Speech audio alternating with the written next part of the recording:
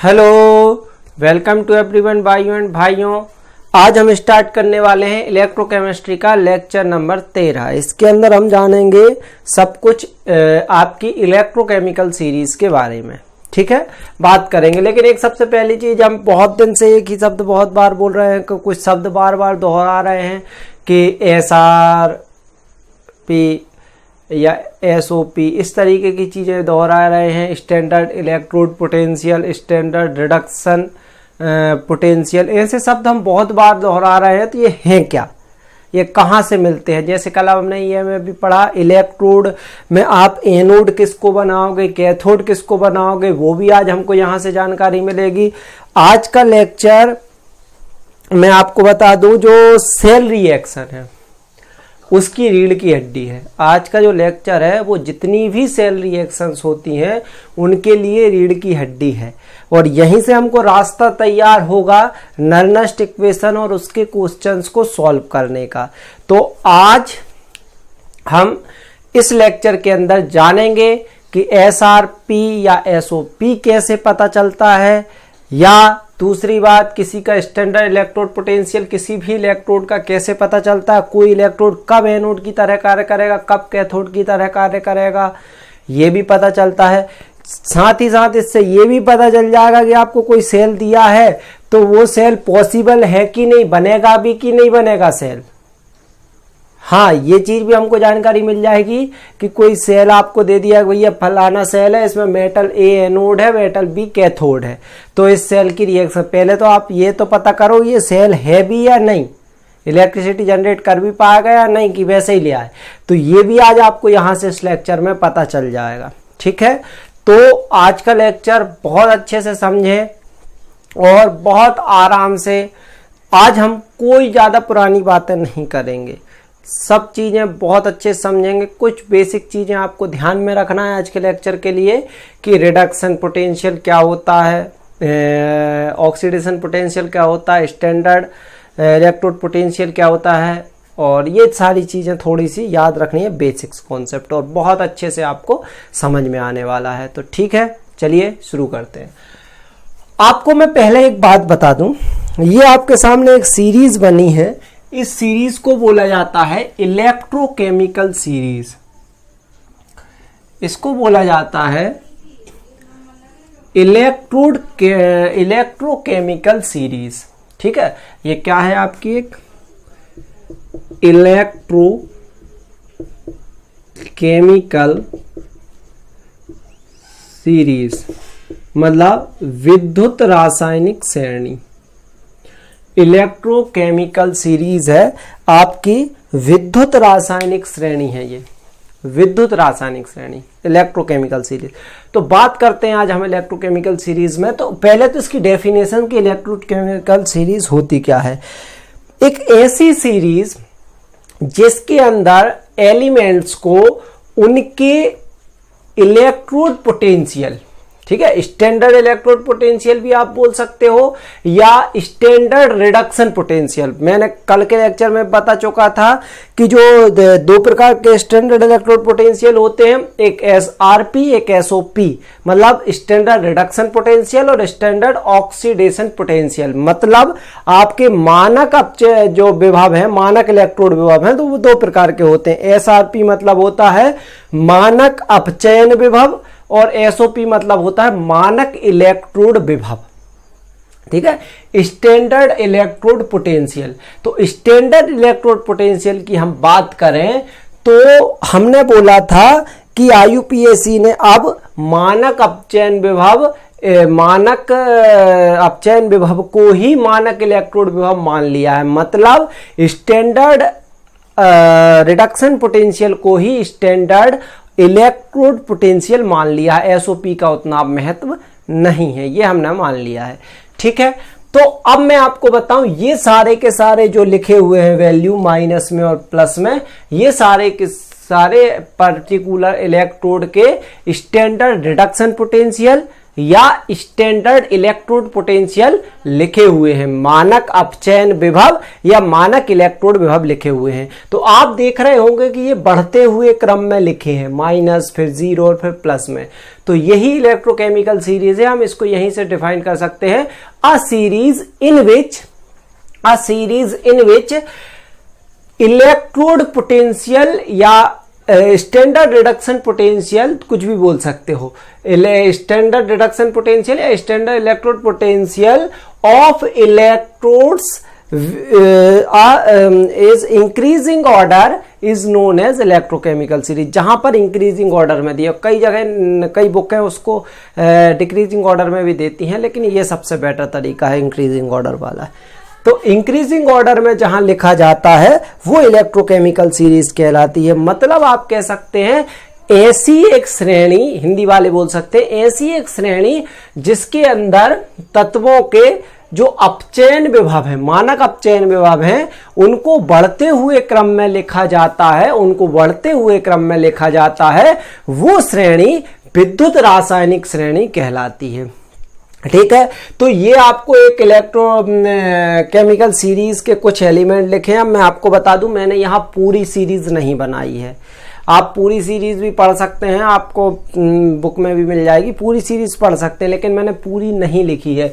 मैंने सिर्फ वही लिखे हैं इस सीरीज के अंदर जो आपको सबसे ज्यादा न्यूमेरिकल सॉल्व करने में जरूरत पड़ती है, जिनकी ज्यादा जरूरत पड़ती है, ज्यादा इंपॉर्टेंट है, सिर्फ वही लिखे हैं। ठीक है, तो ये सबके इलेक्ट्रोड पोटेंशियल लिखे, उनके जो कि आपके एग्जाम पर क्वेश्चन सॉल्व करने में ज्यादा उपयोगी। आपको पूरी सीरीज याद हो ना हो, लेकिन इतने एलिमेंट तो आपको याद होने चाहिए। ठीक है, इतने एलिमेंट तो आपको याद होने चाहिए। तो मैं आपको इसमें कुछ चीजें बता दूं अब। तो ये तो आपकी इलेक्ट्रोकेमिकल सीरीज है, आपको इतना समझ में आ रहा होगा, ये जो सीरीज बनी वो इलेक्ट्रोकेमिकल सीरीज है।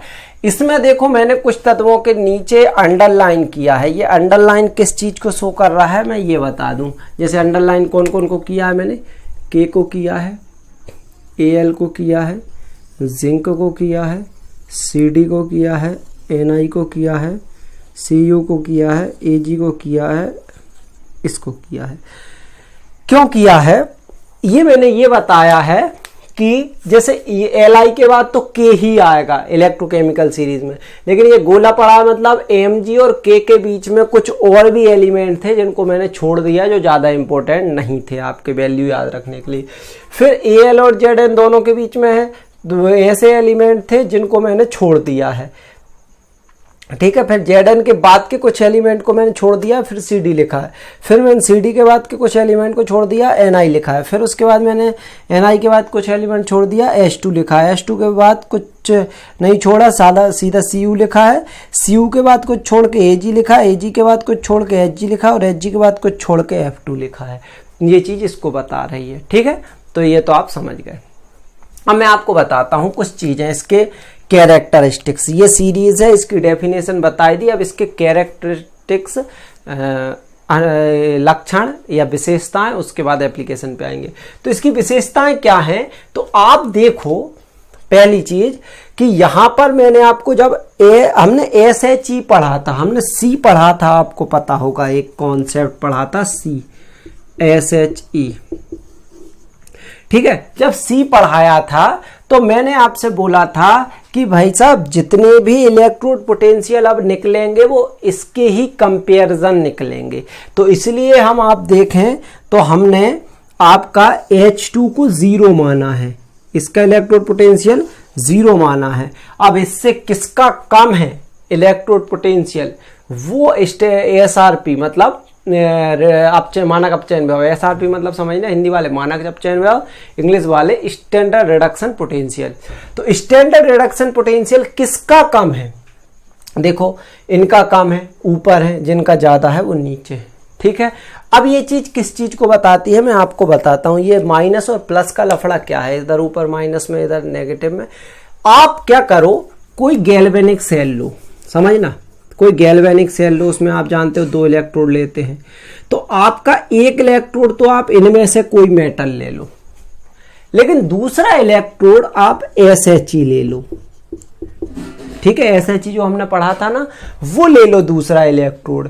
तो यदि इसकी वैल्यू नेगेटिव है, और आपको पता है ये एनोड की तरह वर्क भी करता है और ये कैथोड की तरह वर्क भी करता है, तो इसके कंपैरिजन ये चीज क्या बताती है कि जिसकी वैल्यू के सामने नेगेटिव लगा है, जिसकी वैल्यू के सामने नेगेटिव लगा है, वो इसके comparison as a anode work करेगा कि उसके ऊपर नेगेटिव चार्ज आएगा। ये बताएगा उस इलेक्ट्रोड पे SHE के कंपैरिजन कौन सा चार्ज आएगा। तो गैल्वेनिक सेल में जिस पर नेगेटिव आएगा वो एनोड होगा, और इसके ही कंपैरिजन यदि आप नीचे वाले में से कोई मेटल ले लोगे तो उस पर क्या आ जाएगा, पॉजिटिव चार्ज, तो इसके कंपैरिजन वो काय का काम करने लगेगा, कैथोड का काम करने लगेगा। इसके कंपैरिजन क्या करने लगेगा, कैथोड का काम करने लगेगा।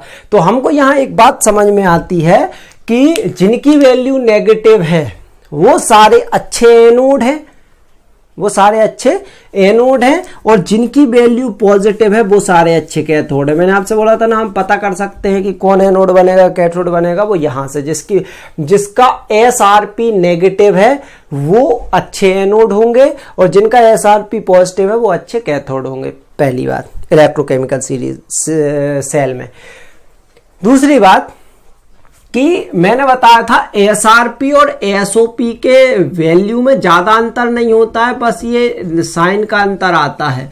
जैसे मान लो ये सबका SRP लिखा है, यदि इसी का SOP लिखना होता तो ये क्या हो जाता, पॉजिटिव हो जाता। यदि इसका SOP लिखना होता तो ये नेगेटिव हो जाता। मतलब ये सबके SRP लिखे हैं, यदि किसी का अपचयन विभव लिखा है और ऑक्सीकरण विभव लिखना है तो चिन्ह बदल दो, मतलब दोनों में से किसी को भी एक दूसरे में बदलना है, साइन बदल दो बस। जैसे ये इसका अपचयन विभव 0.34 लिखा हुआ है कॉपर का, यदि इसका ऑक्सीकरण विभव लिखना है तो -0.34 हो जाएगा। ठीक है, अब के इसका जैसे मान लो -0.40 लिखा, ऑक्सीकरण विभव लगना है तो प्लस हो जाएगा। ये सबके अपचयन विभव लिखे हैं, तो एक चीज ये बताती है। नेक्स्ट थिंग इस सीरीज में और क्या है, तो मैं आपको और भी चीजें बताऊं। तो एक बात देखो, जैसे आपने देखा कि ये दोनों है, इनमें से एनोड कौन होगा, कैथोड कौन होगा, तो जिसकी वैल्यू ज्यादा नेगेटिव, दोनों यदि नेगेटिव आ रहे हैं तो अच्छा एनोड वो होगा जिसकी वैल्यू ज्यादा नेगेटिव होगी, मतलब जो ज्यादा कम वैल्यू होगी। हमेशा कम वैल्यू एनोड और ज्यादा वैल्यू कैथोड होगा, वो ही सेल पॉसिबल है जनरली। ठीक है, तो ये बात आपकी इलेक्ट्रोकेमिकल सीरीज से थी। अब तो कुछ नई बातें कि मैंने यहां कुछ लिखा, increasing order from up to down, मतलब ऊपर से नीचे क्या क्या चीजें बढ़ती हैं, और यहां लिखा increasing order from down to up, मतलब नीचे से ऊपर क्या क्या बढ़ता है। तो आप देखो ये रिएक्शन आपको क्या शो कर रही है, मैंने लिखा भी है ये रिडक्शन या अपचयन अभिक्रिया है। क्यों, कोई एलिमेंट जब इलेक्ट्रॉन ग्रहण करता है तो वो अपचयन ही है, तो है ये ऐसा ही तो फॉर्म है, यही तो अपचयन होता है। Li प्लस है और वो बदल गया Li में, K प्लस है वो बदल गया K में, तो ये अपचयन को ही तो शो कर रहा है। तो ऊपर से नीचे आप देखो तो इलेक्ट्रॉन ग्रहण करने की जो क्षमता है वो हमेशा ग्रहण करने की क्षमता जो है वो बढ़ती जाती है। आप देखोगे क्यों बढ़ती जाती, मैं आपको बताता हूं। आप ऊपर देखो तो Li है, लिथियम है, धातु है, फर्स्ट ब्लॉक की धातु है, S ब्लॉक 1 की है, और S ब्लॉक 1 आप 11th में पढ़ चुके हो कि इनकी टेंडेंसी इलेक्ट्रॉन ग्रहण करने की होती है, ठीक है, सॉरी त्यागने की होती है। तो इसने इलेक्ट्रॉन ग्रहण किए, अपोजिट काम किया। लेकिन फ्लोरीन आप जानते हो सबसे ज्यादा इलेक्ट्रोनेगेटिव है, जो नीचे है, तो ये इलेक्ट्रॉन ग्रहण करना बहुत अच्छे से जानता है। तो नीचे देखो नॉन मेटल आ गई, तो मेटल से नॉन मेटल की ओर गए तो आपको पहली चीज पता चल गई कि इनकी इलेक्ट्रॉन ग्रहण करने की प्रवृत्ति बढ़ती है। क्यों, क्योंकि जिनका रिडक्शन पोटेंशियल पॉजिटिव है, जिनका इलेक्ट्रॉन पोटेंशियल पॉजिटिव है, जिनका अपचयन विभव धनात्मक है, वो ज्यादा अच्छा अपचयन करेंगे, और जो ज्यादा अपचयन का मतलब ही होता है इलेक्ट्रॉन ग्रहण करना, तो ऊपर से नीचे जाने पर इलेक्ट्रॉन ग्रहण करने की प्रवृत्ति बढ़ती। अब इलेक्ट्रॉन ग्रहण करने की प्रवृत्ति बढ़ रही है, नेचर बढ़ रहा है इलेक्ट्रॉन गेन करने का, तो इलेक्ट्रॉन गेन करने का मतलब ही रिडक्शन या अपचयन होता है, तो अपचयित होने की प्रवृत्ति बढ़ जाएगी, रिड्यूस होने की प्रवृत्ति बढ़ जाएगी, सब ऊपर से नीचे रिड्यूस होना भी बढ़ेगा। तीसरी चीज, अब आपको एक चीज मैंने बताई थी 11th में आपने पढ़ी होगी कि रेडॉक्स रिएक्शन के अंदर कि जिसका रिडक्शन होता है वो रिड्यूस ऑक्सीडाइजर होता है, जिसका अपचयन होता है वो ऑक्सीकारक होता है। तो आप देखो सबसे अच्छा अपचयन किसका हुआ, F2 का, क्योंकि ऊपर से नीचे जाने पर अपचयन की प्रवृत्ति बढ़ रही है, तो जिसका अपचयन हुआ वो एक्चुअल में क्या हुआ, ऑक्सीकारक। तो ऊपर से नीचे जाने पर ऑक्सीकारक का गुण भी बढ़ता है, मतलब ऑक्सीकारक एजेंट भी अच्छा होता है। ठीक है, तो ऊपर से नीचे जाने पर ऑक्सीडाइजिंग एजेंट का जो प्रॉपर्टी है वो भी इंक्रीज होती है। तो ये कुछ बातें थी ऊपर से नीचे जो चीजें बढ़ती हैं। अब second thing, down to earth. अब तो आप देखो कि यहां पर इलेक्ट्रॉन, लिथियम का गुण है इलेक्ट्रॉन को लॉस आसानी से करना, लेकिन उससे गेन करवा रहे तो उस पर तो नेगेटिव आ गई। तो इनकी क्या होती है, इलेक्ट्रॉन लॉस करने की प्रवृत्ति बढ़ती। जब ऊपर से नीचे गेन करने की बढ़ रही है तो नीचे से ऊपर लॉस करने की ही बढ़ेगी। तो नीचे से ऊपर यदि ग्रहण करने की बढ़ रही है तो नीचे से ऊपर त्यागने की बढ़ेगी, तो लॉस ऑफ इलेक्ट्रॉन बढ़ेगा, इलेक्ट्रॉन त्यागने की प्रवृत्ति। अब जैसे इलेक्ट्रॉन त्यागने का मतलब ही होता है ऑक्सीकरण या ऑक्सीडेशन, तो नीचे से ऊपर ऑक्सीडेशन भी बढ़ेगा। नीचे से ऊपर आप जैसे ही जाओगे वहां पर आपको ऑक्सीडाइजिंग नेचर भी बढ़ेगा। अब तीसरी चीज है, मैंने फिर बताया था 11th में कि जिसका ऑक्सीकरण होता है वो अच्छा अपचायक होता है, जिसका ऑक्सीडेशन होता है वो बहुत अच्छा रिड्यूसिंग एजेंट होता है। तो नीचे से ऊपर ऑक्सीडेशन बढ़ रहा है तो रिड्यूसिंग एजेंट की नेचर भी बढ़ेगा। तो ये कुछ चीजें हैं जो ऊपर से नीचे आपको बढ़ती हैं। ये थी कुछ चीजें, कैरेक्टरिस्टिक्स और डेफिनेशंस आपने देखी इलेक्ट्रोकेमिकल सीरीज के विषय में। अब बात करेंगे हम इसके एप्लीकेशन पे। तो आप इस टेबल को नोट इसलिए कर लें क्योंकि आपको नोट्स में तो सारे ही एलिमेंट मिलेंगे, लेकिन यहां मैंने सिर्फ वो ही लिखे हैं जिनको आपको ज्यादा अच्छे से याद करना है। तो आप इस टेबल को बहुत अच्छे से बना लें, ये आपके काम पर आएगी। ठीक है, और ये सारी वैल्यू बोल्ट में है। अब हम इसमें ही देखेंगे इसके एप्लीकेशन कैसे करना है, इनको अप्लाई कैसे करना है। ठीक है, तो आप सबसे पहले इसको नोट करें, फिर मैं आपको साथ आता हूं एप्लीकेशन के साथ। ठीक है, फटाफट नोट करें।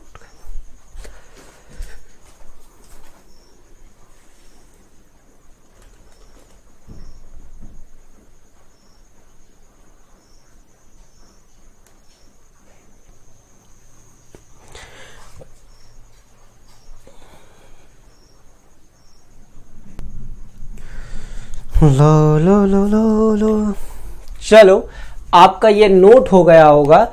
तो अब मैं आगे कुछ एप्लीकेशंस पे बढ़ता हूं। ए मेरे वतन के लोगों जरा आँख में भर लो पानी, जो शहीद हुए हैं कि जरा याद करो करो।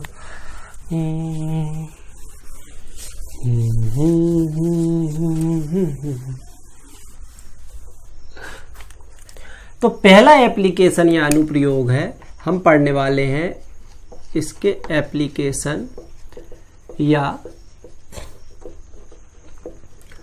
अनुप्रयोग। पहला है calculation of EMF of cell. Cell का विद्युत वाहक बल ज्ञात करने में। ठीक है, ये आपको कैलकुलेट इससे कर सकते हो। कैसे, इसको मैं आपको बताता हूँ। आपने कल भी EMF के क्वेश्चन किया था एक, उसी तरीके से हम इसको कर सकते हैं। कैसे, देखते हैं। देखो, आप एक फॉर्मूला जानते हैं, EMF of cell, E naught of cell आप जानते हैं, E of cathode minus E naught of anode. ठीक है, अब मैं एक सेल ले लेता हूं कि आपका सेल है Zn2 प्लस और Cu2 Cu। ये आपका जो हमने पढ़ा था, एक ही सेल पढ़ा है अभी हमने, गैल्वेनिक सेल, उसी को ले लेते हैं। तो गैल्वेनिक सेल को हमने लिया, तो आप जानते हैं Zn2 में बदल रहा है, मतलब Zn की रिएक्शन हो रही है, Zn का हो रहा है ऑक्सीडेशन, Zn 2Zn2 प्लस में बदल रहा है। तो Zn के लिए आप जानते हो Zn जो सेल है वो ऐसा सेल है, Zn2 में बदल रहा है, Cu2 प्लस में बदल रहा है। इसका ऑक्सीडेशन हो रहा है, इसका रिडक्शन हो रहा है, ठीक है। ये एनोड है और ये कैथोड है, हमने पहले ही मान लिया है। तो इस हिसाब से हम इसको निकालना चाह रहे हैं, लेकिन इसका रिडक्शन पोटेंशियल हम जानते हैं। इसका रिडक्शन पोटेंशियल होता है, ये SRP इसका होता है, वो होता है आपका रिडक्शन पोटेंशियल, वो होता है -0.76, ठीक है। Cu का भी हमने सीरीज में से देख सकते हैं, Cu का होता है RP रिडक्शन पोटेंशियल प्लस 0.34, ये होता है। अब हम इस वैल्यू को यहाँ रखेंगे, ध्यान से समझो। ये हमको एक सेल दिया हुआ था, हम उसको कैलकुलेट कर सकते हैं, या सेल नहीं भी दिया है तो हम ऐसा कह सकते हैं कि एक सेल है जिसमें Zn आपका एनोड का काम कर रहा है और Cu कैथोड का काम कर रहा है। अब हम एनोड और कैथोड कैसे पता कर सकते हैं, वो भी मैं इसी क्वेश्चन में आपको बता दूंगा। तो हम पता कर सकते हैं, या मैं आपको इसको इस तरीके से भी बताऊं कि इसको पहले से ही हमको दे दिया है। चलो ऐसे यदि आपको बताया जाए कि आपको दिया जाए कि दो इलेक्ट्रोड है, एक Cu है और एक Zn है। Cu की वैल्यू हमको दी हुई है वो प्लस 0.34 है, ठीक है। इसका इलेक्ट्रोड पोटेंशियल जो दिया है वो Cu का दिया है इतना, और दूसरी चीज हमको इलेक्ट्रॉन पोटेंशियल ऑफ Zn दिया है, वो दिया है आपको -6 वोल्ट, ठीक है। ये दो वैल्यू दी है। अब आपको दो चीज पता करनी है कि इनमें एनोड कौन है, कैथोड कौन है, और दूसरी बात इसका ईएमएफ भी कैलकुलेट करना है। तो मैं आपको बता दूं कि आपका ये फॉर्मूला है, आप इनको रफ में पहले चेक कर ले कि एनोड कौन है, कैथोड कौन है। तो उसका तरीका बताता हूं। आप एक बार किसी को भी कैथोड मान लो, जैसे आपने पहली बार में इसी को मान लिया, तो ये क्या दे रहा है 0.34 माइनस, और इसकी वैल्यू क्या है -0.76। यदि आप देखो 0.34 प्लस 0.76, ये हो गया कितना, 10 शून्य हाथ का 1 7 3 10 और 11 1.10। वैल्यू कैसी आई, पॉजिटिव, तो ये बिल्कुल सही है। ये आपने ईएमएफ कैलकुलेट कर लिया। अब मैं आपको बताता हूं, यदि आप इसको इस तरीके से मानते, पहले ले लेते आप 0. आप इसको कैथोड मान लेते और माइनस में आपका रहता प्लस का 0.34।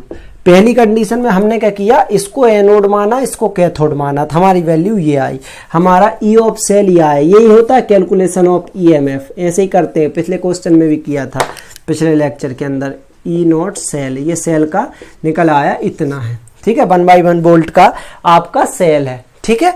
अब हम इसको चेक करना चाह रहे थे, ये तो मैंने कहा रफ में चेक करके देखो कौन एनोड है कौन कैथोड। जब समझ में ना आए तब कि एनोड कैथोड हम सर समझ में नहीं आ रहे हैं कि दो हमको सेल दे दिए, कौन एनोड कौन कैथोड, तो पहले चेक कर लो, दोनों तरीके से कैलकुलेशन कर लो ईएमएफ का। यही चीज आपको बताएगी कौन एनोड कौन कैथोड है।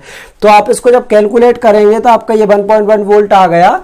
तो अब आप इसको कैलकुलेट करेंगे तो ये भी वही आएगा, 0.76 माइनस 0.34 आएगा, वही -1.1 वोल्ट ही आएगा। ये भी -1.1 वोल्ट ही आया, ये भी -1.1 वोल्ट ही आएगा। लेकिन मैं आपको बता दूं, जब किसी सेल का ईएमएफ जो है वो यदि नेगेटिव आ रहा है तो आपने एनोड कैथोड गलत माने हैं, ठीक है। आपको पहले से दिए वो मैंने बात अलग है, लेकिन आपको नहीं दिया एनोड कैथोड कौन है, तो यदि आपका सेल का ईएमएफ या विद्युत वाहक बल की वैल्यू नेगेटिव आ रही है तो समझ जाना आपने एनोड कैथोड गलत माने हैं, और आपका यहां पर पॉजिटिव आ रहा है, मतलब आपने ये सही माना है। तो इस सेल के अंदर यही पूरी की पूरी प्रक्रिया होगी, ठीक है। तो इससे आप बता सकते हो कि आप किसी सेल का ईएमएफ भी कैलकुलेट कर सकते हो। जब एनोड कैथोड ना दिए हो तो भी आपको बता दिया कैसे करना है। तो आपको सीधी बात है, ईएमएफ के लिए ये फॉर्मूला होता है, पिछले लेक्चर में किया था, एक क्वेश्चन भी कैलकुलेट किया था। तो वैसे आप इससे वैल्यू निकाल करके, ये वैल्यू कहाँ से आई, इलेक्ट्रोकेमिकल सीरीज से ही। तो इलेक्ट्रोकेमिकल सीरीज का यूज करके आप किसी का ईएमएफ कैलकुलेट कर सकते हो, ठीक है। आप इसको नोट करें। सेकेंड क्वेश्चन की ओर बढ़ते हैं।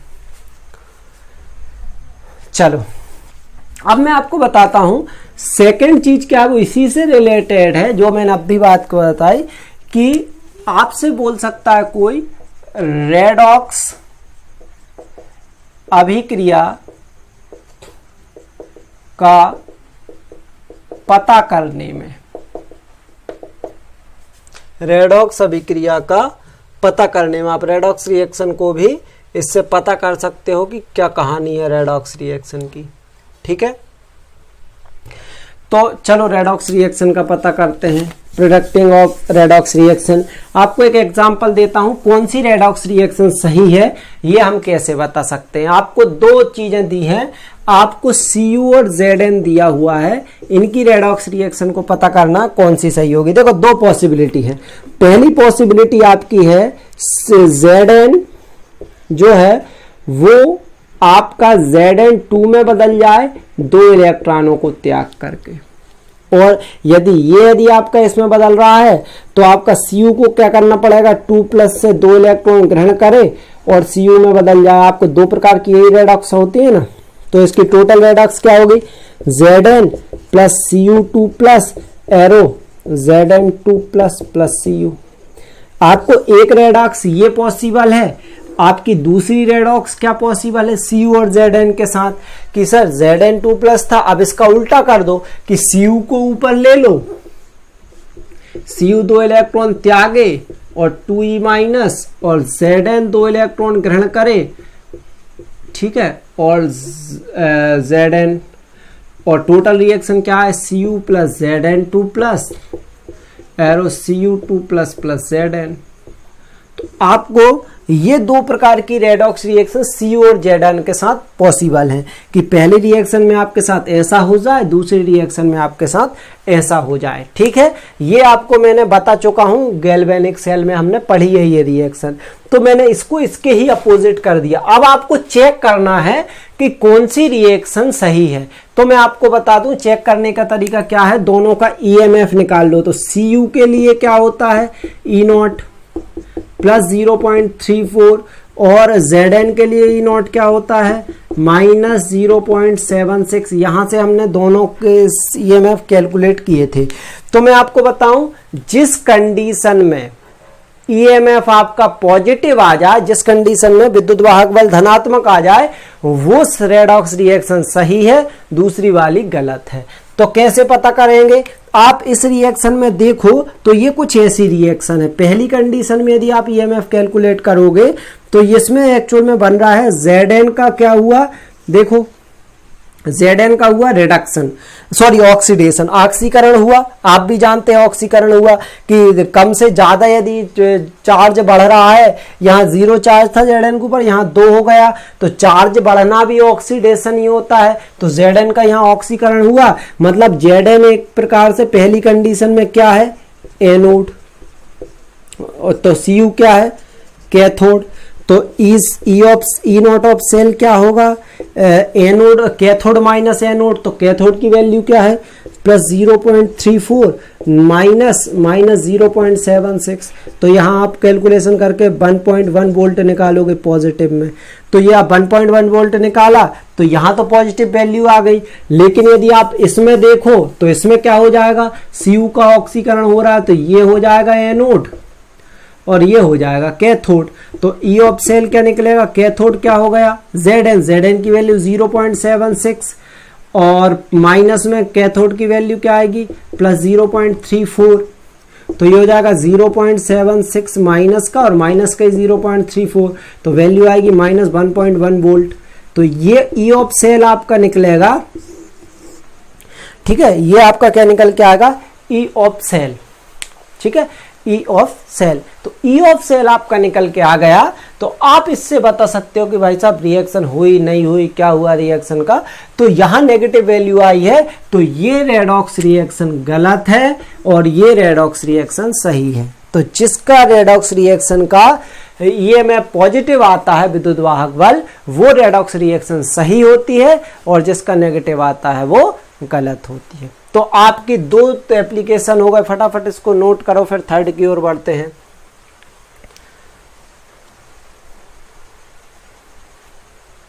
चलो, अब इससे और क्या बता सकते हैं, ये तो दो कैलकुलेटिंग पॉइंट हो गए, और तीसरा पॉइंट मैं बताता हूं।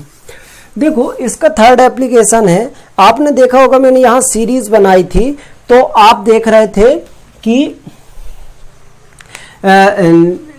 जो हाइड्रोजन से, एक तीसरी चीज बताऊं, हाइड्रोजन से प्रतिस्थापन अभिक्रिया कौन दे सकता है, ये बताता हूं। हाइड्रोजन से डिस्प्लेसमेंट रिएक्शन कौन दे सकता है, वो भी यहां से बता सकते हैं। जिनकी वैल्यू नेगेटिव में है, इस श्रेणी के अंदर जिनकी वैल्यू नेगेटिव में है वो हाइड्रोजन से ज्यादा रिएक्टिव है, और जिनकी वैल्यू पॉजिटिव में है वो हाइड्रोजन से कम रिएक्टिव है। तो तीसरा एप्लीकेशन है कि इससे आप किसी भी एलिमेंट की हाइड्रोजन के कंपैरिजन रिएक्टिविटी का पता लगा सकते हो, और आप ये जानते हैं कि जिसकी रिएक्टिविटी या क्रियाशीलता ज्यादा होगी वो हाइड्रोजन को डिस्प्लेस कर देगा।